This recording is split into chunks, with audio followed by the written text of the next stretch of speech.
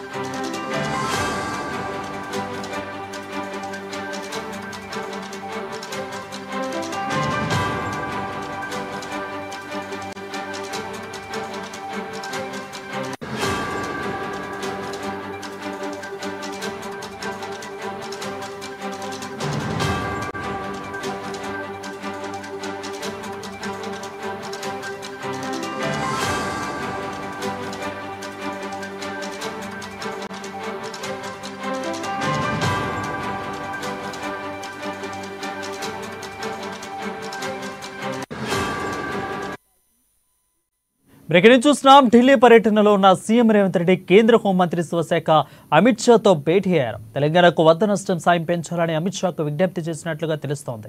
ఇక ఇదే తరహాలో తెలంగాణలో వరదలు విధ్వంసాన్ని రేవంత్ రెడ్డి వివరించారు. ఇక ఈ భేటీలో మూసీ ప్రక్షాళన అంశంపై కూడా అమిత్ షాకు వివరించారు రేవంత్ రెడ్డి. కేంద్రం చేపడుతున్న నమామి గంగే ప్రాజెక్టు తరహాలో కూడా మూసీ ప్రక్షాళన కార్యాచరణకు కూడా నిధులు కేటాయించాలని అందించాలని రేవంత్ రెడ్డి హోంమంత్రి అమిత్ షాను కోరినట్లుగా తెలుస్తోంది. దీనిపై మరింత సమాచారం మా ప్రతినిధి రాంబాబు అందిస్తారు. రాంబాబు, చెప్పండి, ఇవే కాక ఇంకా ఏ అంశాలని కేంద్ర హోంశాఖ అమిత్ షాకు వివరించినట్లుగా తెలుస్తా ఉంది? ముఖ్యమంత్రి రేవంత్ రెడ్డి అమిత్ షాను కలిశారు. ఈ రోజు నిన్న ఢిల్లీకి వెళ్ళినటువంటి ముఖ్యమంత్రి రేవంత్ రెడ్డి ఉదయం విజ్ఞాన్ భవన్ లో జరిగినటువంటి నక్సల్ ప్రభావిత రాష్ట్రాలకు సంబంధించి అంటే వామపక్ష తీవ్రవాద ప్రభావిత రాష్ట్రాల ముఖ్యమంత్రులతోటి హోంశాఖ మంత్రులతోటి అదేవిధంగా చీఫ్ సెక్రటరీ ఉన్నతాధికారులతోటి సమావేశం అయిన తర్వాత వివిధ అంశాలపైన ఇది తీవ్రవాదాన్ని 2026 మార్చి వరకు పూర్తిగా తుదముట్టించాలని చెప్పి హోంశాఖ మంత్రి అమిత్ షా యొక్క సమావేశంలో స్పష్టించడం జరిగింది. ఇప్పటికే పైకి సాధించామని 85% పైగా ఒక ఛత్తీస్గఢ్ లోనే లాభం అనేది. ఈ ఛత్తీస్గఢ్ కూడా పూర్తి స్థాయిలో అవేర్నెస్ ద్వారా ఈ యొక్క వామపక్ష తీవ్రవాదాన్ని అంత్యాలని చెప్పేసి అంతకుముందు చెప్పినటువంటి తర్వాత కేంద్ర మంత్రి అమిత్ షాను మరొకసారి ముఖ్యమంత్రి రేవంత్ రెడ్డి కలిసి రాష్ట్రానికి సంబంధించినటువంటి వివిధ అంశాలను కూడా లేవనెత్తడం జరిగింది. ఆ యొక్క రాష్ట్రంలో ఉన్నటువంటి పరిస్థితుల్లో కూడా చెప్పినటువంటి పరిస్థితి. తెలంగాణ వరద నష్టం సాయం పెంచాలని చెప్పి విజ్ఞప్తి చేశారు. తెలంగాణలో వరదలు సృష్టించినటువంటి విధ్వంసం సంబంధించినటువంటి అంశాలను కూడా ముఖ్యమంత్రి తీసుకురావడం జరిగింది. దానికి సంబంధించి శివరాజ్ సింగ్ చౌహాన్ కేంద్ర మంత్రి కూడా వచ్చి ఏరియల్ సర్వే నిర్వహించడం, అదేవిధంగా ఇటు పవర్ ప్లాంట్ ప్రజెంటేషన్ ద్వారా మంత్రికి కూడా రాష్ట్రంలో జరిగినటువంటి నష్టాన్ని ముఖ్యమంత్రి సచివాలయంలో కూడా వివరించినటువంటి పరిస్థితిని కూడా గుర్తు చేయడం జరిగింది. దీంతో రాష్ట్రంలో జరిగినటువంటి విధ్వంసానికి సంబంధించినటువంటి తీవ్రంగా నష్టపోయినటువంటి దగ్గర వరద సాయాన్ని పెంచాలని చెప్పేసి కేంద్రం హోంమంత్రిని కోరినటువంటి పరిస్థితి. ఆ తర్వాత మూసీ ప్రక్షాళనకు సంబంధించినటువంటి ఈ యొక్క కార్యాచరణకు సంబంధించినటువంటి అనేక అంశాలను కూడా కేంద్ర మంత్రి దగ్గర హోంమంత్రి దగ్గర ప్రస్తావించడం జరిగింది. మూసీ ప్రక్షాళన కార్యాచరణ కూడా నిధులు కేటాయించాలని కోరడం జరిగింది.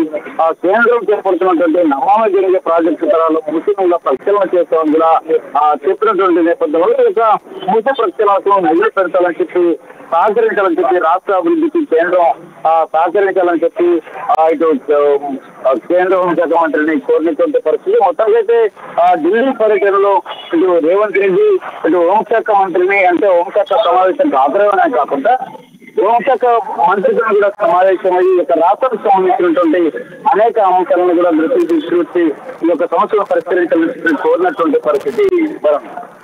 రైట్ రాంబాబు, అయితే అసలు ఈ ఓవరాల్ మొత్తం మీద ఈ భేటీ మొత్తం మీద అసలు ఏ విధంగా స్పందించారు మంత్రిత్వ శాఖ, అదేవిధంగా కేంద్రం చేపడుతున్న నమామి గంగే ప్రాజెక్టుకి వీళ్ళు మూసి ప్రక్షాళన కార్యాచరణకు కూడా ఆ విధంగానే నిధులు కేటాయించమన్నారు. సో దీన్ని కొత్తగా ఆ యొక్క ప్రతిపాదన అయితే తీసుకొచ్చారు రేవంత్ రెడ్డి. సో దీని మీద ఏ విధంగా స్పందించారు మంత్రిత్వ శాఖ?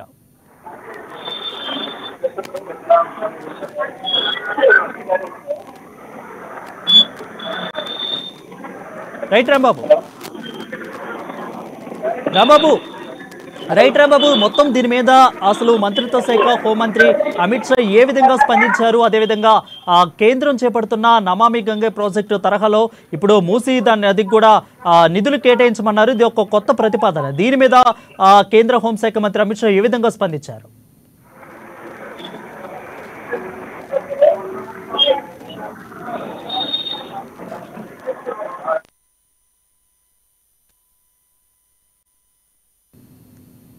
Right, thank you Rambabu for the updates.